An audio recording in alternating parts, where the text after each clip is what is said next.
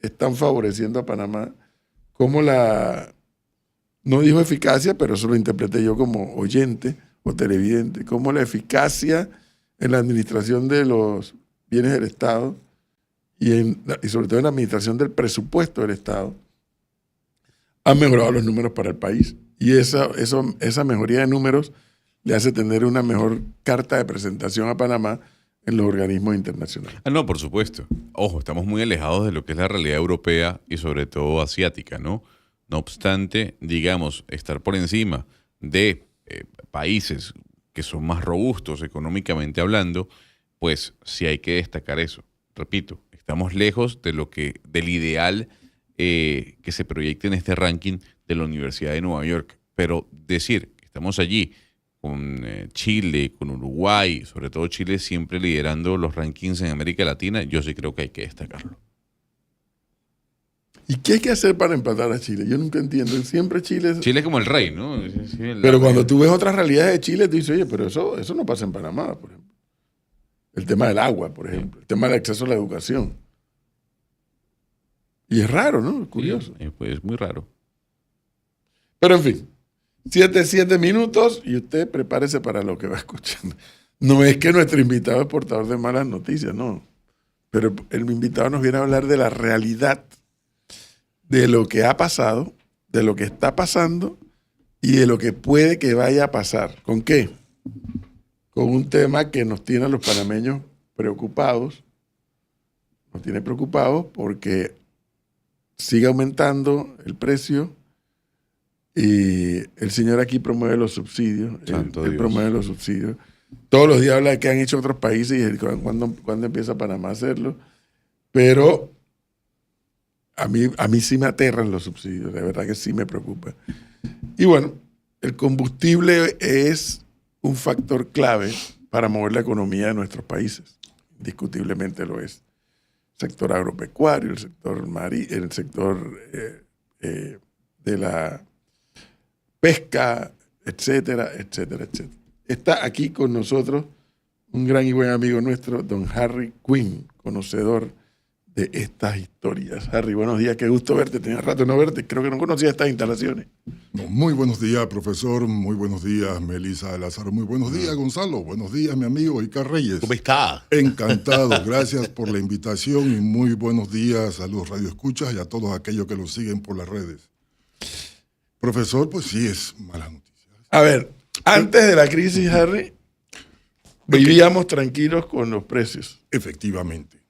El fenómeno que está aconteciendo, esta disrupción, como dicen algunos americanos, producto de la conflagración, además de las pérdidas de vida en esta guerra, el resultado que está trayendo al mundo entero es este incremento en el costo del barril.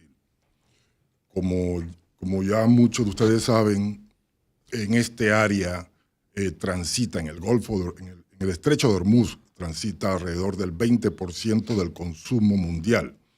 Para que sus radioescuchas estén sintonizados, el mundo consume alrededor de 104 millones de barriles diarios.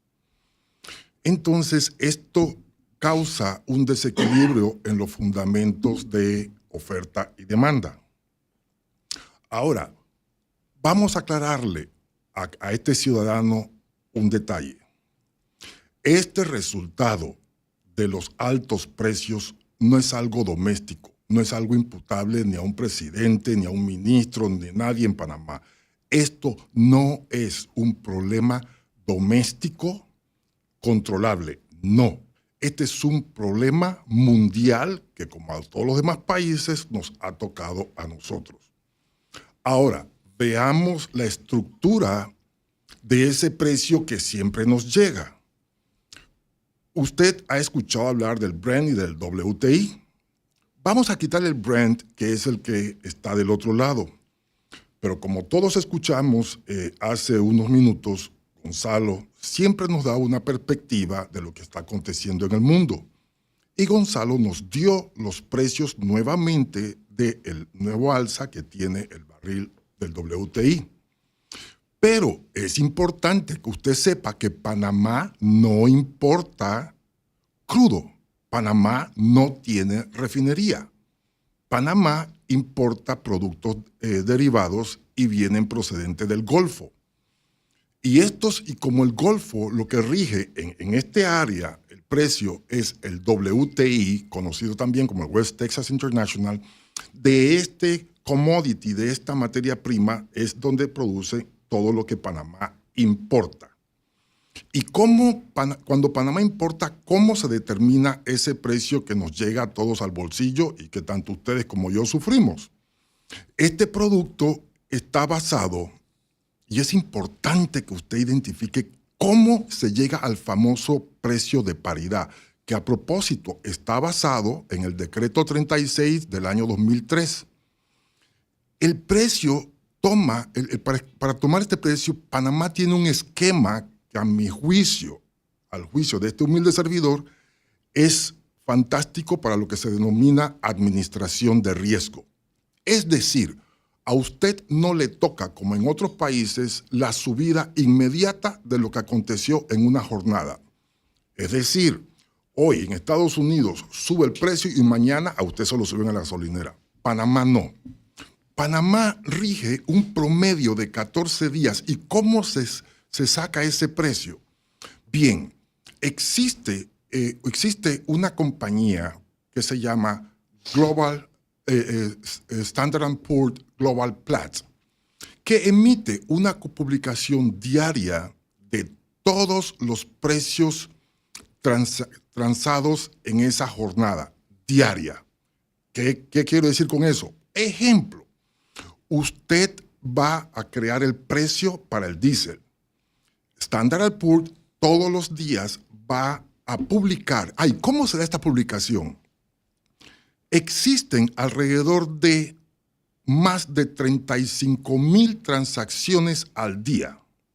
Por lo tanto, 35,000 o más no se pueden poner de acuerdo.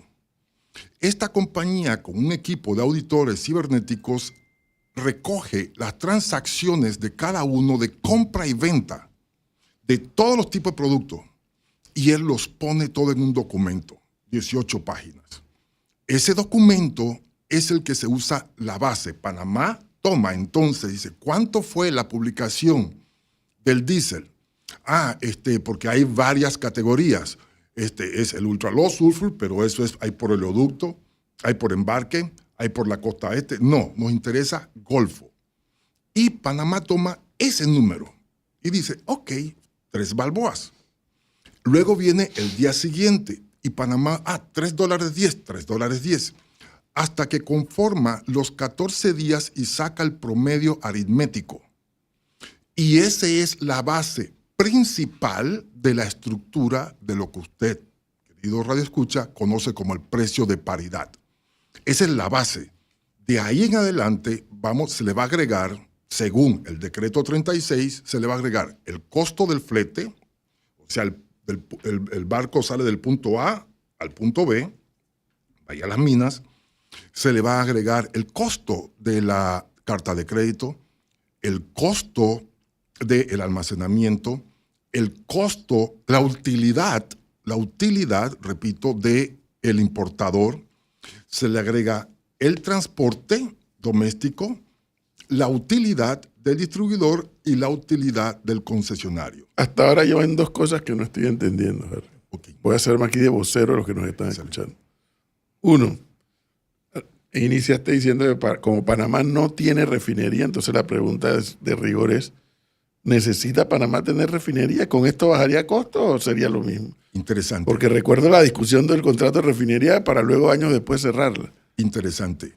Si hacemos un poquito de memoria, y voy a ir a la respuesta que del profesor Edwin Cabrera, si hacemos memoria, teníamos una refinería que corría aproximadamente 60,000 barriles.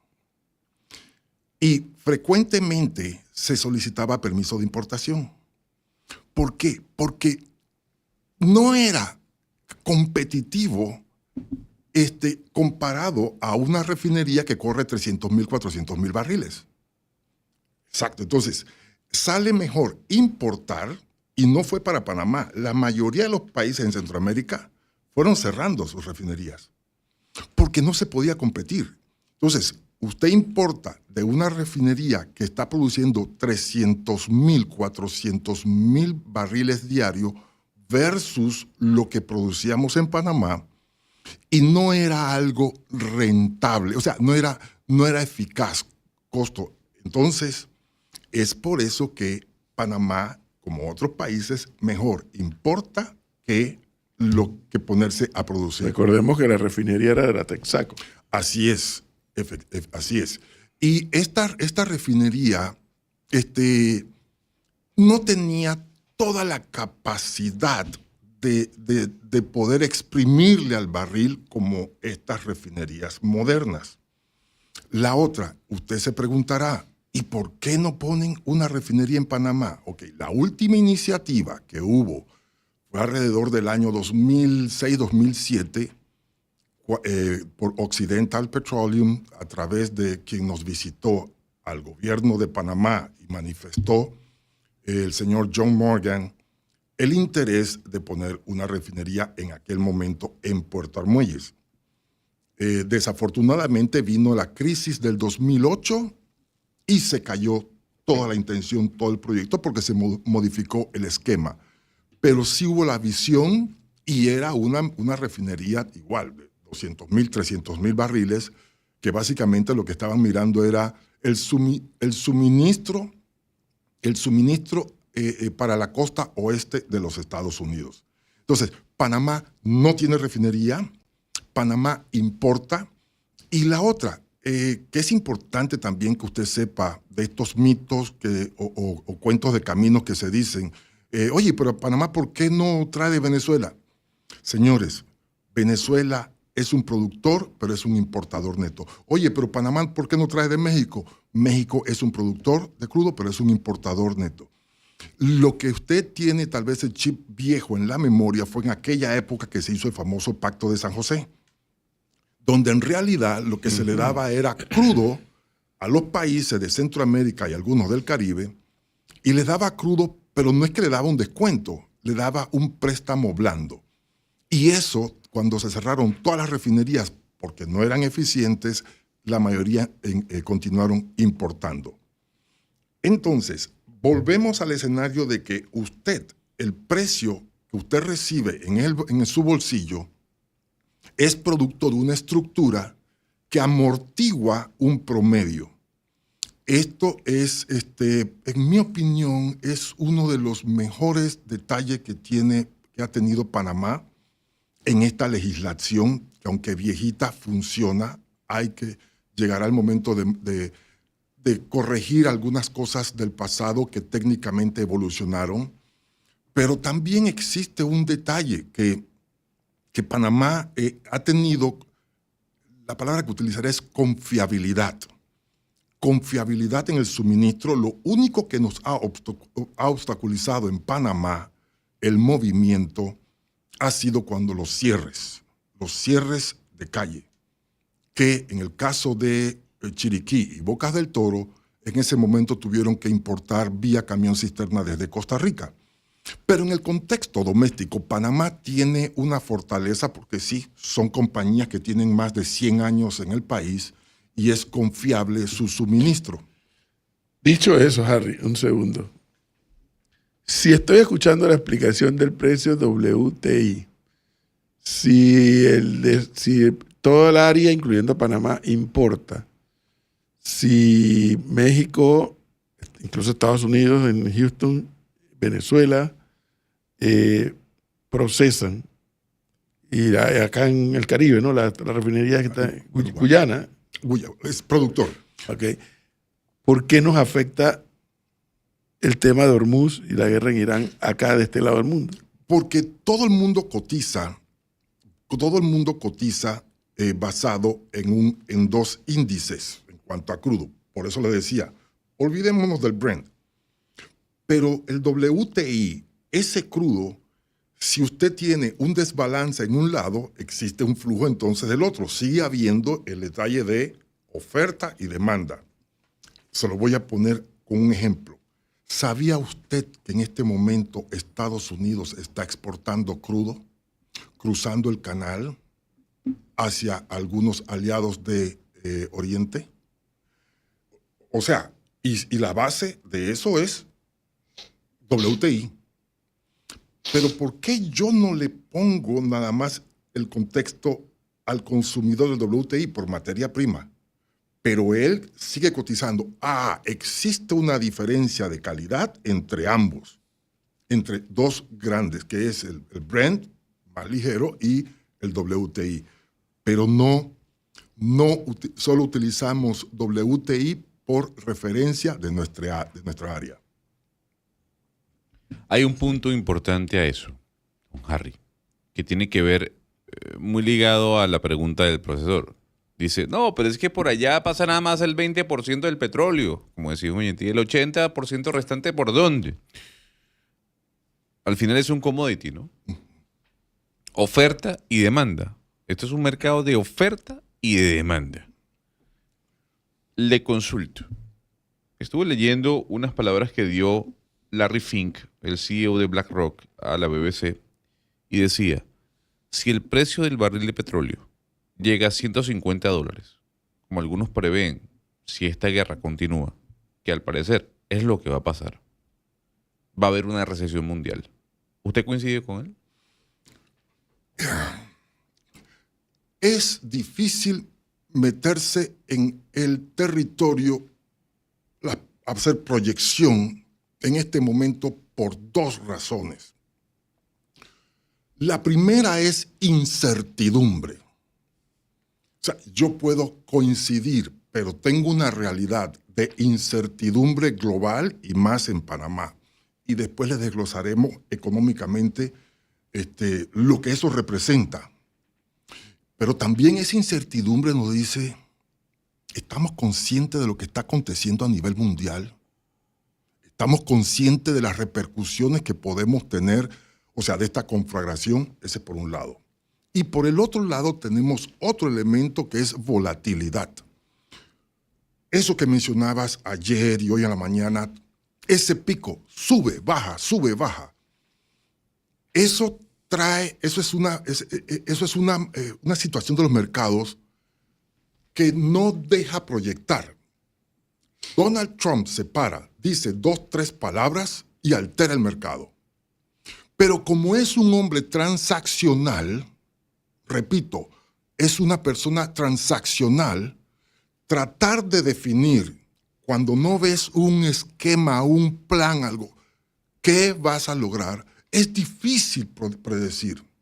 Entonces, existen esos dos elementos que para mí entonces me traen a una realidad, a ponerlo en un contexto. Solo dos caminos quedan. O termina la conflagración o esto se va a lo largo. Entonces, se va a lo largo, ¿por qué? Gonzalo, cuando yo pido $200 mil millones al Congreso, me das un mensaje. Y me das un mensaje que esto va para lo largo, sabiendo de antemano que te estás gastando hoy, ¿cuánto? 1.060, 1.100 millones diarios. Entonces, eso me traduce a que tú quieres ir a largo plazo. Y por otro lado, si yo trato de utilizar la experiencia del profe Cabrera y yo te veo que tú estás en el contexto político, que tú estás a un midterm election, donde tú tienes una caída con tus seguidores, tanto republicanos como MAGA, tú tienes que ver cómo suavizas esto y sales de este conflicto, porque de lo contrario vas a pagar un precio muy alto. Ese puede ser mi humilde percepción de estos dos elementos que me pueden llevar o a la paz o a una conflagración más fuerte. Entonces, cuando pongo todo eso en la olla, a corto plazo, yo no dudo de lo que tú hayas mencionado. Vamos a tener inflación.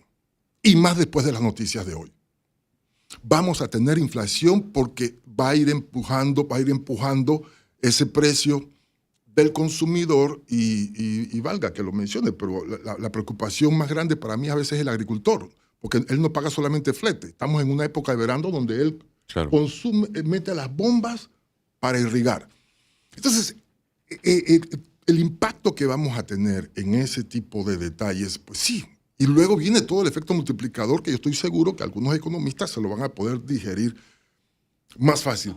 Pero el escenario ahorita de lo que es este desbalance de oferta y demanda, este desbalance que nos está trayendo en consecuencia ese incremento del precio, pero también hay otro elemento que todos sus radioescuchas y seguidores se van a preguntar, ¿a dónde vamos a llegar?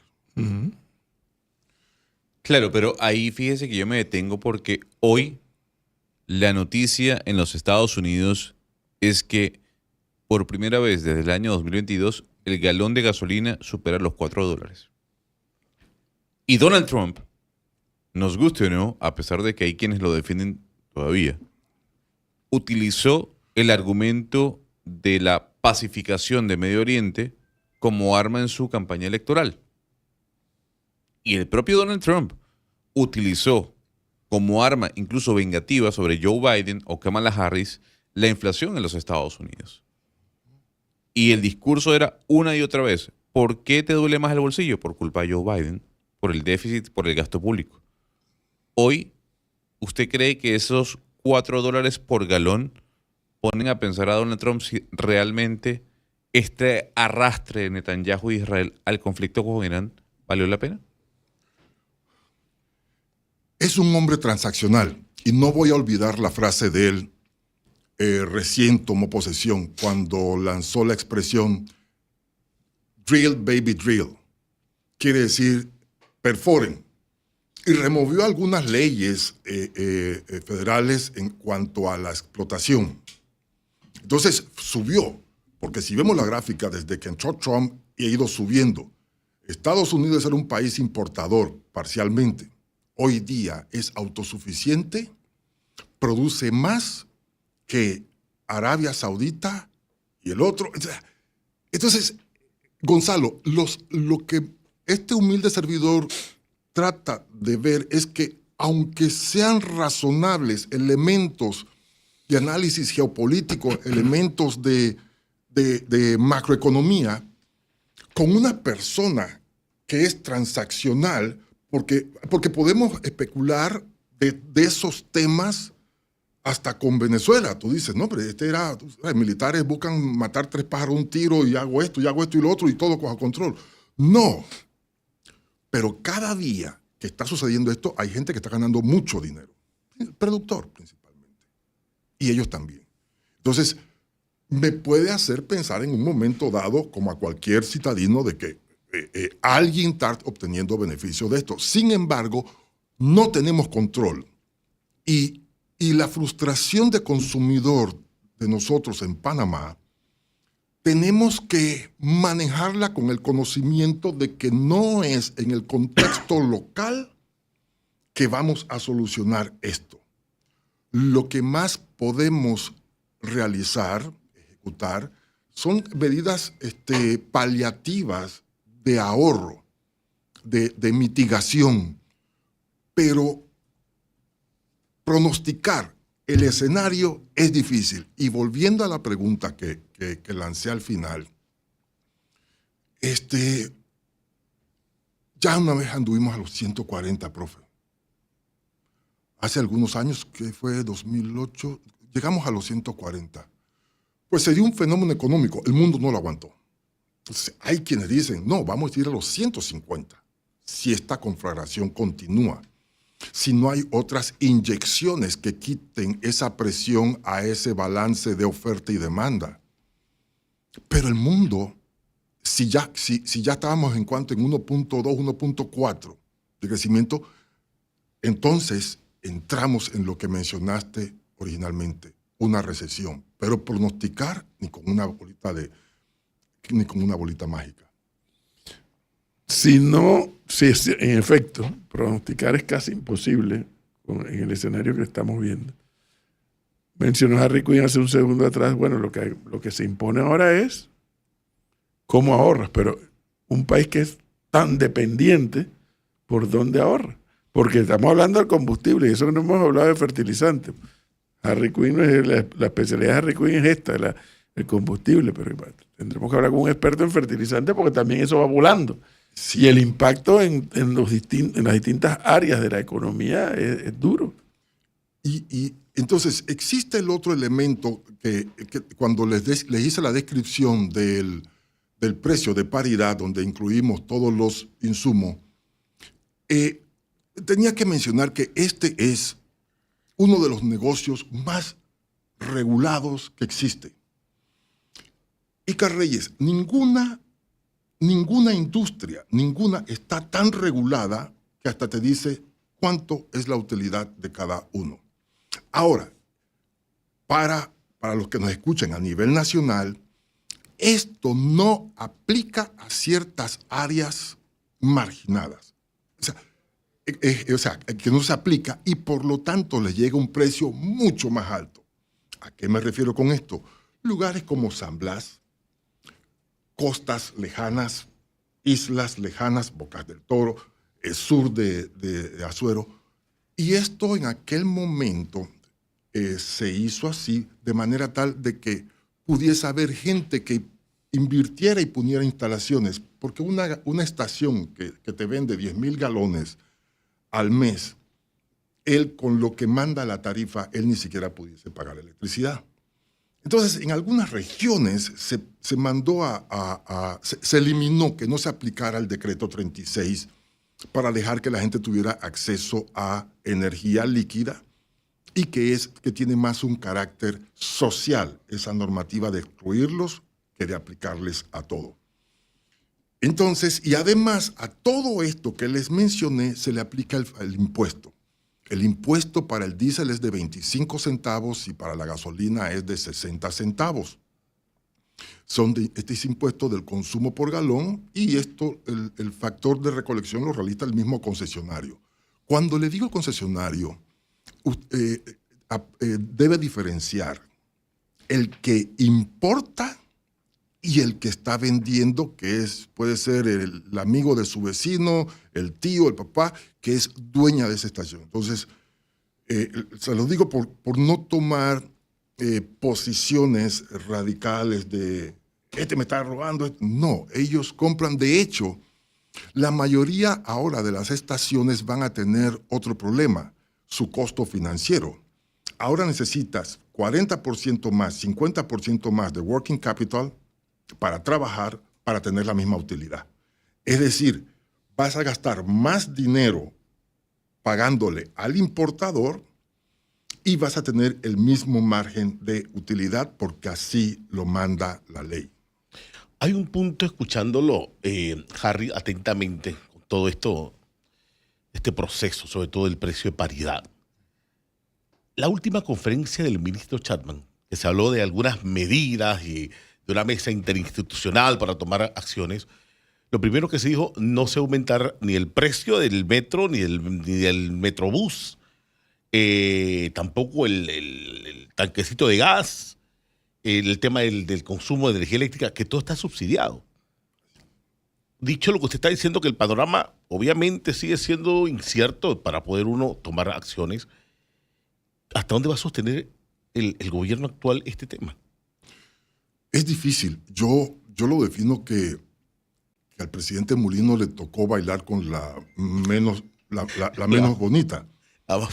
Sí, sí, desde el inicio. Sí, es muy difícil porque no tiene muchas herramientas como ninguno otro. Mire el caso que está sucediendo ahorita en Filipinas. O sea, el caso que ayer el profesor nos mencionaba en Chile, con CAS. O sea, esto trae disrupciones en algunos países, por lo tanto es importante que la gente comprenda que no es algo local, no tienes el control. Lo que quiero decir, que localmente no se tiene el control, pero ¿qué vas a hacer frente a esta situación? Sí, a mí lo único que se me ocurriría en el caso, por ejemplo, del transporte selectivo, que nos escuchan, es utilizar más tecnología, no rodar.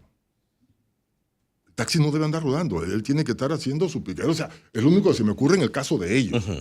En el caso de el transportista, en la industria marítima, nosotros desarrollamos en aquel tiempo un concepto que se llamó fuel surcharge. O sea, yo te mantengo las tarifas, pero te voy a hacer un cargo por uso de combustible.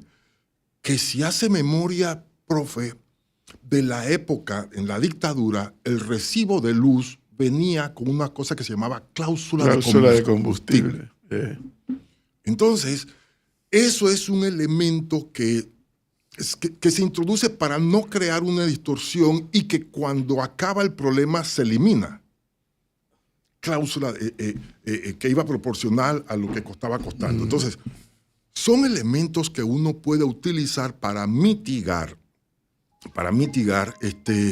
toda esta andanada, porque lo que se viene, lo que se proyecta hasta el día de ayer, se proyecta de que el diésel puede estar subiendo más de 50 centavos, 50, 52, y rebasaría, si rebasa la barrera de los $5, es un trauma. Psicológicamente, ya. En las gasolinas pudiésemos estar en la banda de los 34, 35 centavos, dependiendo de cuáles son las posting, que le llamamos, lo que publique Standard & Poor's Global Platts para el último día de pricing de los 14 que utiliza Panamá. Aquí le mandan el misil al señor. ¡Wow! ¿Quién, el trompista? No. Déjenlo- El trompista no lo menciona. Está que después durmiendo. empieza a escribir. Dice, wow, hasta que llegó alguien que explique que en esta guerra, por la parte del petróleo, el gran negocio lo tienen los gringos. Y eso nos debe preocupar más. Esto venía pensado desde aquel drill, baby drill. No como dice Gonzalo, que Netanyahu arrastró a Trump a la guerra. Pregúntale hasta cuántos años es la autosuficiencia de petróleo de Estados Unidos y su capacidad de exportar. Decía mi profesor de Ingeniería de Yacimientos, el doctor... No, decía mi profesor de Ingeniería de Yacimientos, sí. Él decía, ingenieros, ¿cuándo ustedes consideran que se va a acabar el petróleo? Y todos los muchachos decíamos diferentes años. Y él nos dijo, cuando nazcan los hijos de tus hijos, de los hijos de tus hijos, de tus hijos. ¿Qué quería decir con eso?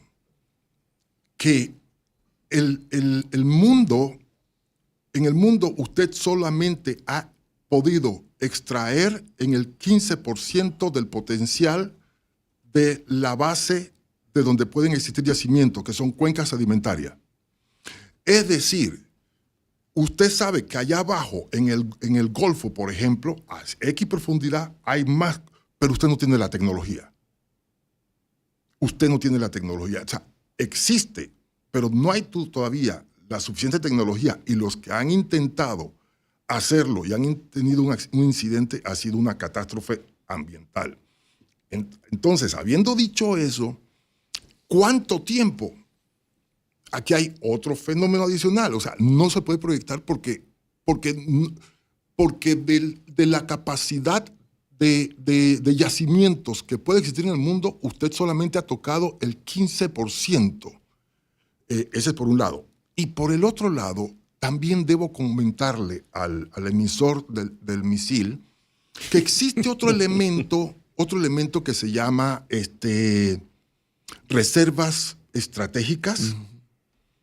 Y hay unas cavernas, para que usted me comprenda, donde se deposita petróleo. O sea, son domos salinos subterráneos, no son tanques, son domos salinos inmensos donde se deposita el petróleo, millones de barriles, y usted va a escuchar el nombre de Cushing, Oklahoma.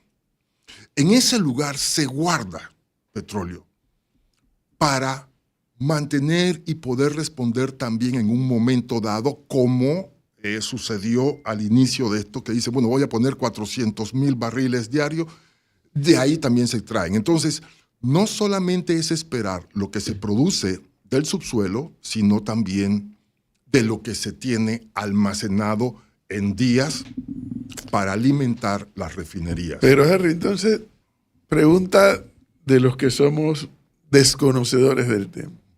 En el caso de Panamá, pues que obviamente el problema es mundial, ya nos lo has explicado, como, al igual que otros expertos, es un problema mundial, ningún país individualmente controla esto, pero estratégicamente, en el caso de Panamá, ¿le valdría la pena al Estado panameño promover, no invertir, promover inversión, por ejemplo, una refinería en Panamá?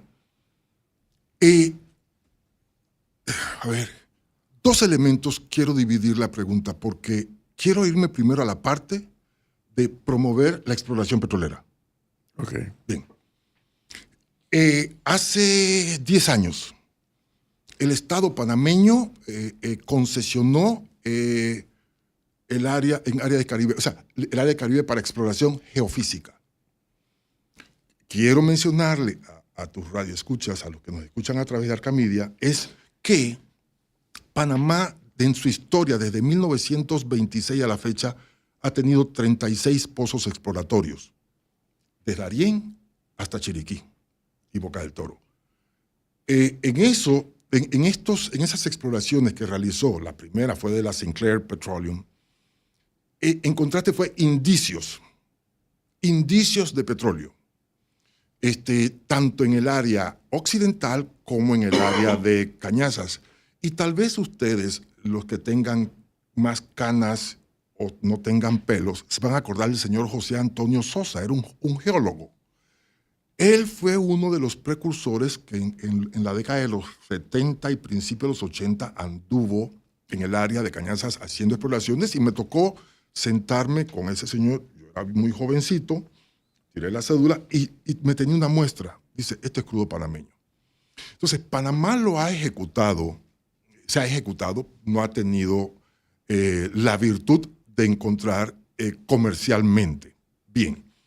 Y lo más contemporáneo que aconteció a través de la Secretaría de Energía hace algunos años, creo que son como 8 años, fue que en el Caribe panameño, Panamá dio en concesión para la exploración geofísica a riesgo a una empresa, a un consorcio americano, británico y chino. Y sí, yo participé, a 2 panameños, o sea, porque se necesitan barcos para eso, y 2 panameños pusimos cada uno de nuestros barcos para hacer 9.090 kilómetros cuadrados de líneas sísmicas en el Caribe panameño, desde la frontera de Colombia hasta con Costa Rica. Y ese es data sísmica, es para que ustedes nos puedan comprender. Estamos hablando como si fuera una radiografía del subsuelo, pero que no le da precisión, sino que le da el potencial para poder identificar una estructura potencial. Esta data, en la Gaceta, donde aparece este contrato, ellos dicen, ustedes lo hacen y ellos lo comercializan. Esa data la compran compañías petroleras. Y el contrato dice que después de 5 años, si no han hecho nada, Panamá puede vender esa data. Panamá se quedó con discos duros que deben estar depositados en una bóveda del Banco Nacional de Panamá.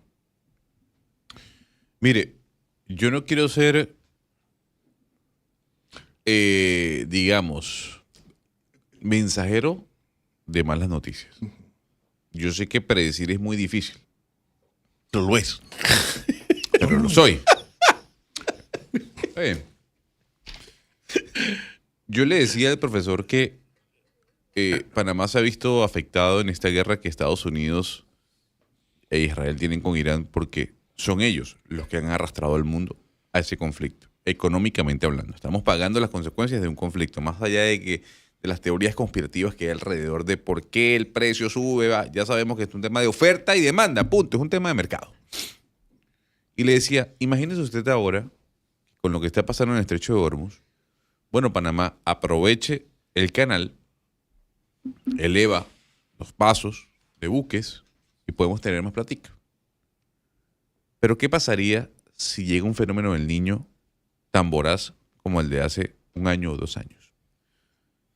Y le decía al profesor, la NOAA está anunciando hace una semana que habría un 60% de probabilidad de un fenómeno del Niño fuerte. Hoy ya hablamos del fenómeno del Niño Godzilla. Y no lo dice Gonzalo, lo dice la NASA. ¿Le preocupa, don Harry, que en medio de este conflicto que tiene la pinta de que no va a terminar pronto, también nos afecte un fenómeno del Niño de tal magnitud? Sí, pero no podemos perder de vista cuando dijiste la parte logística de subir, no perdamos de vista que Panamá tiene 2 canales. Que al occidente de Panamá tenemos otro canal que es un tubo. PTP. Sí. Profesor, yo siempre he soñado invitar a Gonzalo. No, él no quiere ¿A pasar el dónde? puente a PTP. Sí, para que Vamos, conozca- vamos. para que Puerto conozca Armuelles. esa parte. Vamos. Porque estratégicamente es nuestro segundo canal. Y si ustedes supiesen las maravillas, pero profesor, eso va a ser un programa porque las maravillas que está sucediendo desde el punto de vista geopolítico. Parte del petróleo de Guyana, ¿por dónde usted cree que viene? Por ahí, al Pacífico. Pero quiero regresar a la pregunta que usted hizo originalmente, que empezamos en la parte de ver si exploración, producción, y ver la parte de refinación. Entonces, el profe nos pregunta, ¿es viable? Sí, es interesante en el Pacífico, por eso ha habido interés, hubo el interés de 2, que es a donde tuvimos todos presentes, y recientemente, sí, yo tuve el approach de otro interesado, otro grupo interesado, pero digamos que no era algo kosher para el país. Ok. Entonces, Me sí, imagino. sí, imagino. traer más conflictos de lo que Correcto. tenemos es difícil. Entonces, es interesante para el mundo porque muchas veces y a través de estas ondas hertzianas hemos escuchado muchas veces que nos dicen el mayor activo que tiene el Panamá no es el canal, es su posición geográfica. Bueno, eso se aplica a todo el territorio y lo interesante de lo que en aquel momento Occidental presentó y analizó era que tener una refinería en los 2 mares. Porque usted tiene una conexión de un tubo que poner otro de un lado a otro, como ya sucedió en la reversión del actual. Y viendo lo que ya nos han planteado también a través de este medio, de la parte del butano, propone los 3 ductos que va a hacer que está promoviendo la Autoridad del Canal de Panamá. Entonces, a su pregunta, sí es interesante. El asunto no es construirla, sino tener acceso al crudo.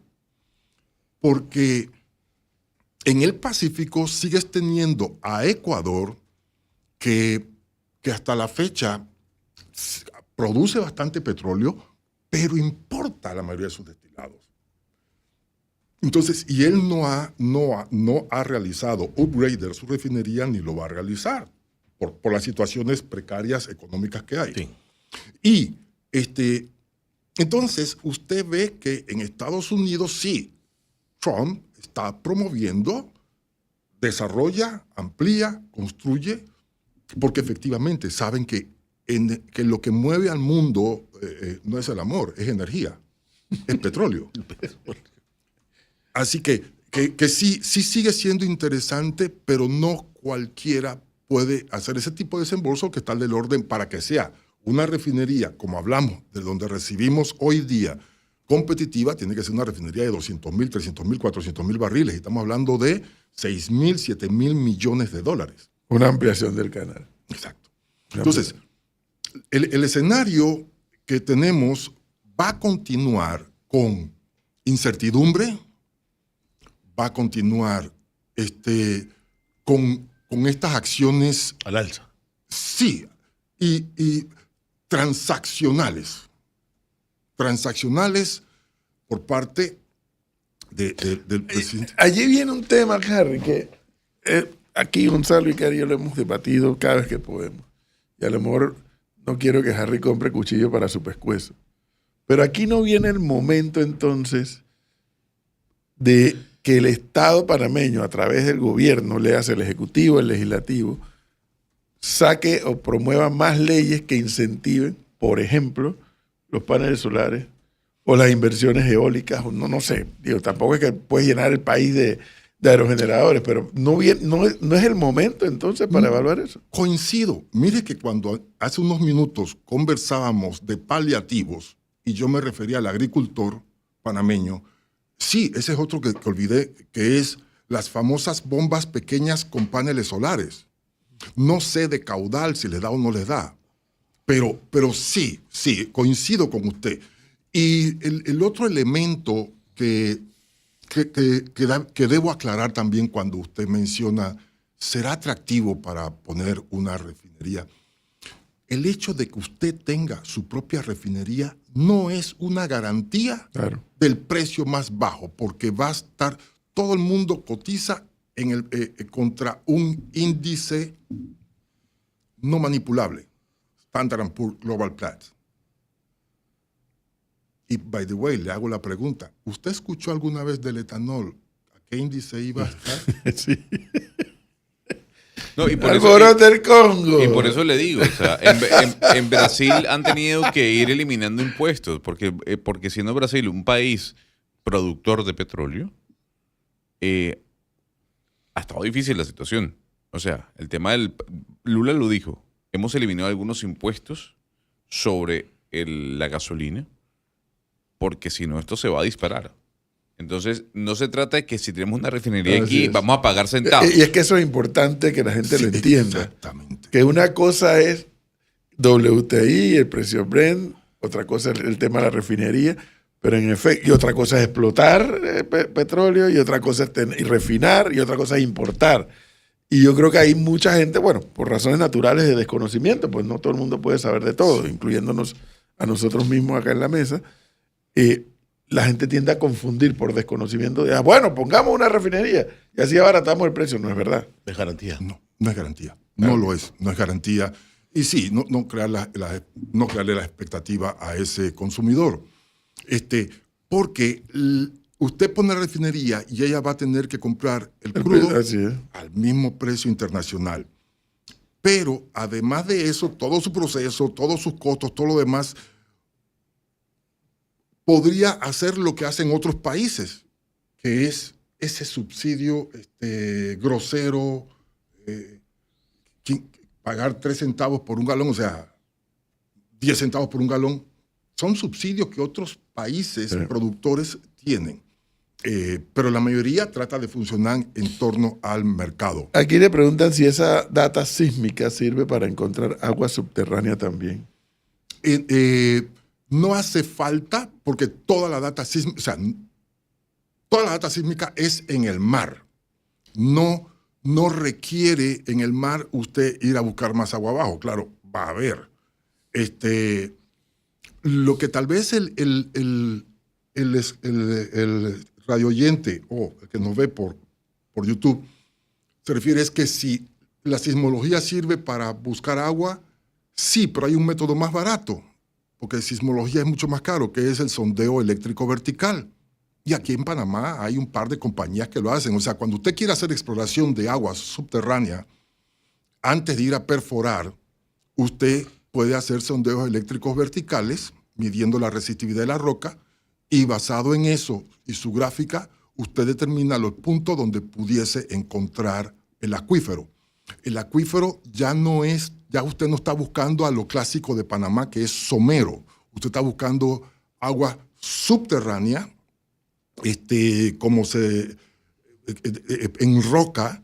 Y déjeme comentarle que tuve esa experiencia en el desierto de Altar de México, y efectivamente sacamos agua en el desierto, en sedimentos lacustres del terciario, usando ese método de sondeos eléctricos verticales en vez de sismología, que es muy costosa. Harry, se está dando una discusión sobre el gasoducto que ha planteado la ACP. ¿A dónde queda mejor ubicado ese gasoducto? ¿En la ruta del canal, que por razones obvias la ACP es el promotor, o en algún otro lado que oigo hablar nuevamente de PTP? Ay, profesor, ahí, le voy a decir que ahí sí estoy parcializado, totalmente, debo confesarle a usted y a los radioescuchas. ¿Qué sucede? Desde que manifestaron el interés de hacer este gasoducto y que el ingeniero Jorge Rivera Stack firmó ese memorándum de entendimiento en Austin, Texas, yo le empecé a dar seguimiento por el entusiasmo, ¿no? Porque efectivamente veníamos escuchando hace rato, pero ya vimos que había un elemento, alguien en el interés concreto, y que el gobierno había puesto atención. Y el primer lugar era el área de Chiriquí Bocas. ¿Por qué? Porque lo importante ya lo tenemos, que es el derecho de vía. Entonces, el derecho de vía. Pero además de eso, tierra en este área no falta, tanto en el área de Boca del Toro, o sea, Chiriquí Grande, como en el área de Puerto Armuelles. Y como me tocó darle seguimiento en aquel momento de lo que le hablé, que Occidental tuvo la intención, en aquel momento el viceministro de Comercio, el Che Paredes, reservó 5,000 hectáreas en una gaceta para proyectos de energía en aquel lugar. Y en aquel lugar allá. Exactamente. Entonces, mire la pregunta del profesor. Se está hablando del gasoducto, ahora se está hablando de allá. Sí, yo sé que de ese lado, yo sé que el Estado declaró, mediante gaceta oficial, 5,000 hectáreas de interés. Claro, en ese momento era para proyectos de energía, no mencionar la empresa, pero proyecto de energía, o sea que hay la tierra.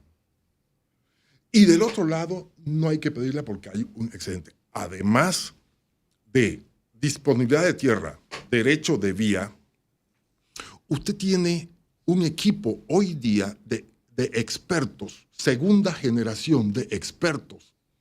Muchachos, bueno, ya algunos ya jubilados con canas, que ya no son muchachos jubilados, pero se convirtieron en expertos, fueron entrenados y operaron ese oleoducto como un reloj suizo, y luego esta segunda generación también lo está llevando a cabo, y tratar de que el gobierno promoviera el desarrollo en esa área, para mí era espectacular. Era, claro, porque muchos sabemos la historia de que cuando se construyó Petroterminal, la derrama económica, cómo impacta en el área occidente. O sea, la respuesta es fantástico, pero por alguna razón jurídica o alguna razón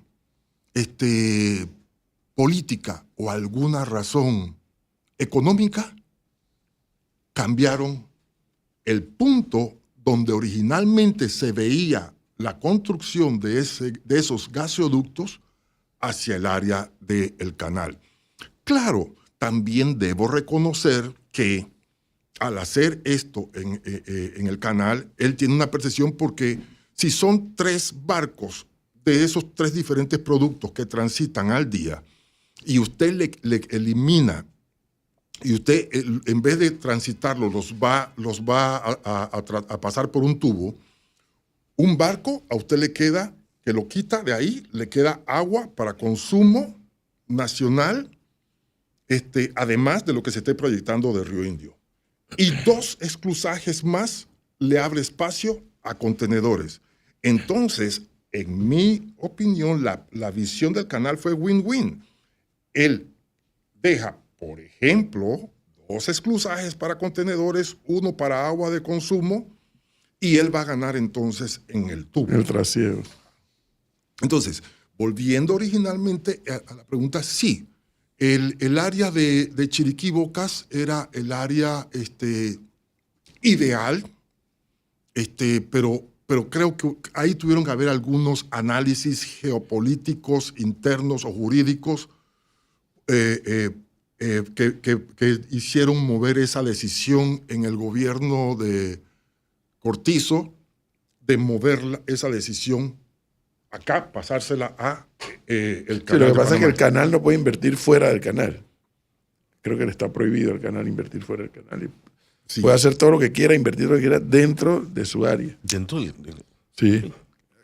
Estoy casi seguro que es así. Puedo equivocarme. El canal no puede invertir fuera del canal. Estoy casi seguro que es así. Pero bueno, podemos verificarlo. Ahora, la pregunta de rigor aquí es, ¿son excluyentes entre sí? O sea, ¿o hay mercado suficiente? ¿El mercado es nada más para un gasoducto o podrían haber dos?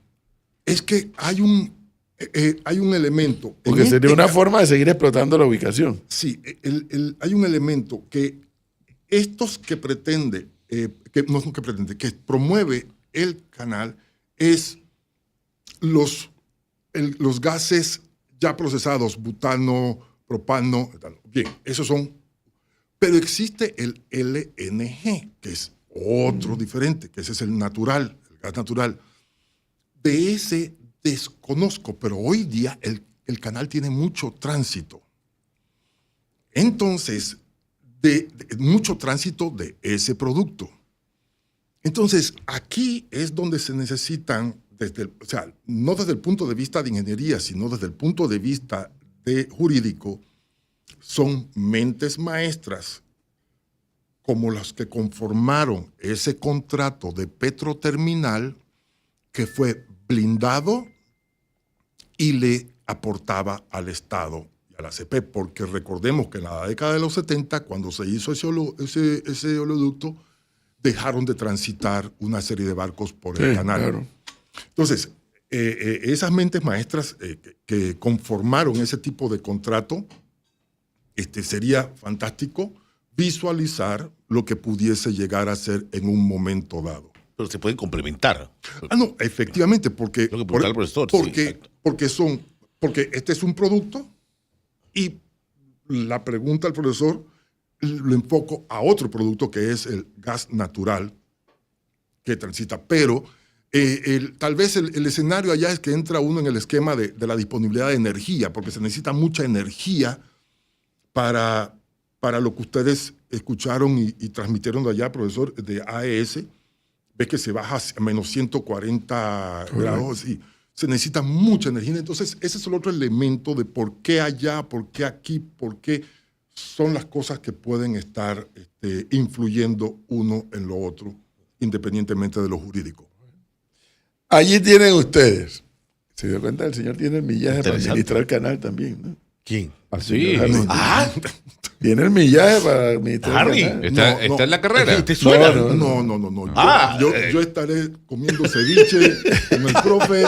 No. No, porque no. ¿Por qué no? No, ya. No, lo que sí le quiero comentar es que ese lugar es interesante y si me conceden el privilegio, el honor alguna vez de venir y conversar de ese área, o sea, lo que está aconteciendo, cómo se movió, o sea, Petroterminal, ese es nuestro segundo canal.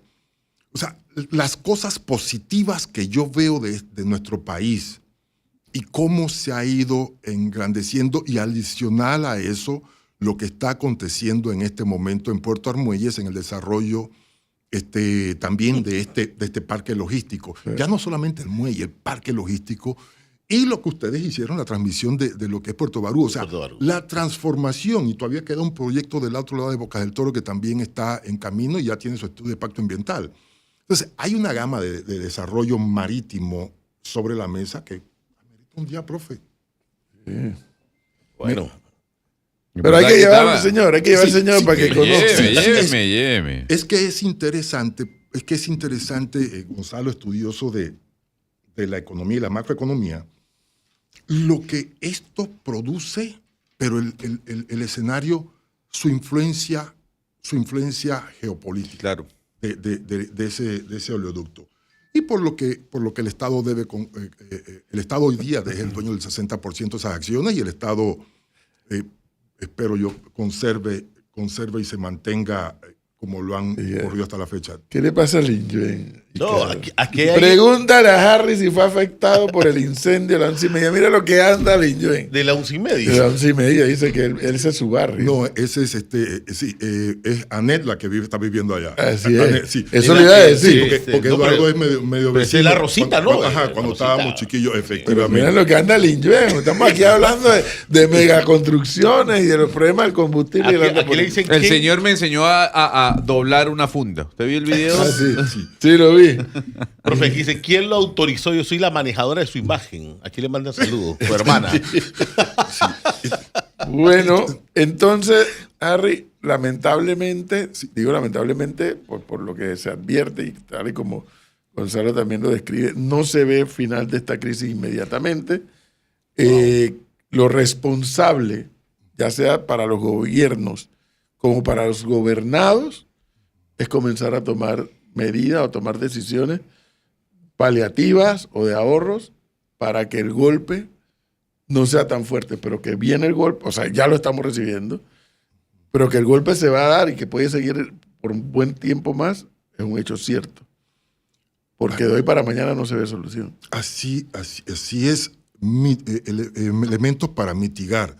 Pero mentalmente, nosotros los consumidores tenemos que estar conscientes, basado en la información que publica de precios matemática, debemos manejar esa información para poder manejar nuestra frustración de consumidor. Claro. La persona que comprenda que lo que está pasando de manera que sepa por dónde vienen los tiros. Y no es algo en el entorno doméstico. Ahora ya quedo más preocupado. Dice. Harry está clarito. Ese gasoducto no tiene nada que hacer en el canal. Wow. No, mejor me voy de aquí. Ahora No, sí pero, quedé preocupado. pero dice un No Harry por el puntual. comentario, sino quién me lo hace. La posición geográfica es toda la Claro, República sí. de Panamá. Claro, pero hay puntos más Sí, anchos obvio, y más, obvio. más angostos. Pero entonces no va a entrar en la carrera usted. No. Yo jubilado voy a estar No, comiendo sí. ceviche con el profe. Lo yo que voy a dice es invitar. cierto. Come ceviche, va a Boca, va a Puerto, viene a Panamá. Y promover lo que a mí me encanta, el desarrollo de los muchachos allá en la región, con la ayuda del INADE, formar muchachos, irlos formando, porque la demanda de empleomanía que visualizo en ese área va a ser bárbara, porque ya no es solamente los proyectos de puertos, marinas, puertos, el caso de el astillero. Entonces hay que ir formando a los muchachos, impulsando a los muchachos al desarrollo en el áreas técnicas, pero esta crisis que estamos viviendo, y volviendo a aterrizar sobre la crisis energética, vamos a seguir con la incertidumbre. Esa palabra ustedes la van a tener, sí, en esa incertidumbre. Y la parte de volatilidad. Seguiremos escuchando a Gonzalo en las mañanas cuando nos dice subió, bajó. Y observen un detalle. Cada vez que Trump habla, afecta el mercado.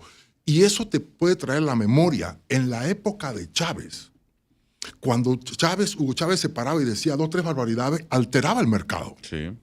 Entonces, ¿eso por qué usted, consumidor, dice por qué ocurre?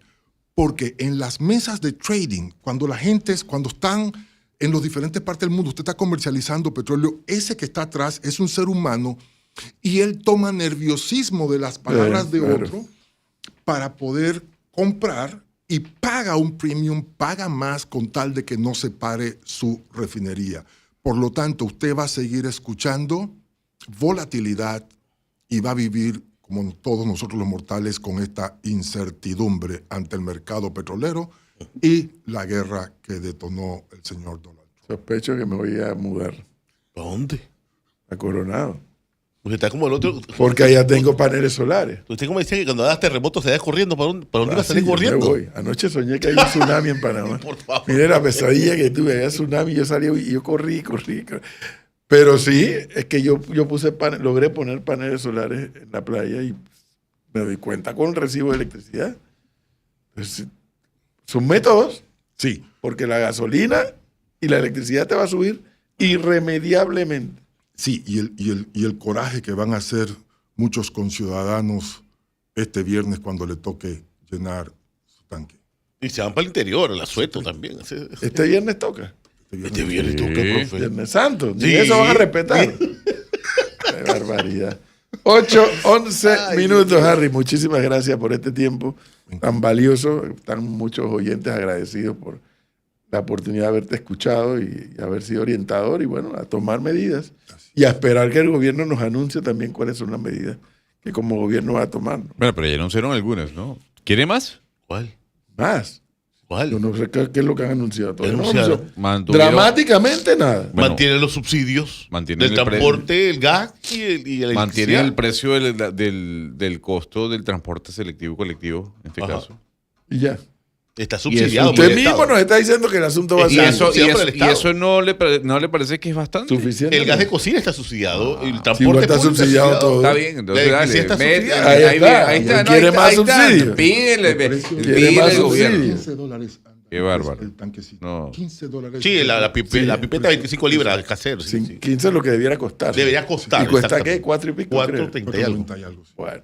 Harry, muchas gracias. Gracias Muy a ustedes amable. por la invitación. Gracias, Melissa. Que pasen un excelente día a usted y a todos los que nos siguen por las redes y las ondas hercianas de 97.7. 8:12 minutos. Vamos a ir a un cambio que está Melissa de bateadora emergente en los controles. Ahora dice que es tío de ella. ¿Quién? Melissa dice que es tío. Sí. Vamos al cambio.